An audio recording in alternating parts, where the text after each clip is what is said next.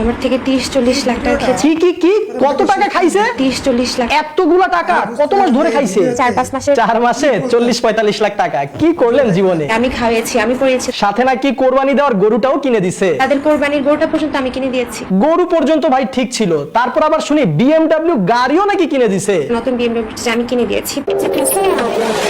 কি করলেন ভাই জীবনে? চাকরি আর ব্যবসা করে। আমাদের পেন্সিল মামুনকে দেখেন, টিকটকে নাচা গানা করে আর বড় লোকের বিবাহিত মেয়ে দেখে পটায়, আর তারপর পয়সা হি পয়সা। আমি বহু টাকা ওর পিছনে খরচ করে ফেলেছি। তাও এই পেন্সিল মামুনের জন্য মহিলারা কিভাবে টাকার ব্যবস্থা করে জানেন? জমি বিক্রি করে, আমার ল্যান্ড সেলের টাকা, ব্যাংকে জমানো FDR ভেঙে, FDR এর টাকা ভেঙে আমি ওর ফ্যামিলি রান করছি। শালার কি জাদু আছে এই মামুনের ভিতরে? টাকাওয়ালা বুড়ি মহিলাগুলা এর জন্য তো পাগল কে? প্রতারণা করলো আরেকটা মানুষ খুঁজতেছে যে আমার থেকে বেটার। চিন্তা করেন, এই আপার কিন্তু এখন নাকের পানি আর চোখের পানি দুইটাই এক হয়ে গেছে। ভাই আমাকে সেভ করবেন, আমি জানি না, লাইফটি সেফটি চাচ্ছি ভাই, আর কিছুই না। অথচ উনি কিন্তু লাইলার সাথে মামুনের সকল ঘটনা দেখে শুনে জেনে বুঝে নিজ জ্ঞানে তারপরে মামুনের সাথে সম্পর্কে জড়িয়েছিল। লাইলা তোমার থেকে অনেক বেশি পাওয়ারফুল, তুই আমাকে কি করতে পারবি? আমি বুঝি না, সব মেয়ের কথা বলতেছি না, তবে অধিকাংশ মেয়েরাই পচা শামুকে কেন পা কাটে? সোশ্যাল লাইফ আর বাস্তব লাইফ আসলে এক না। যাই হোক, আমাদের লাইলা আপার তো ঈদ লাগছে মনে, উনি একের পর এক ভিডিও পোস্ট করেই যাচ্ছেন।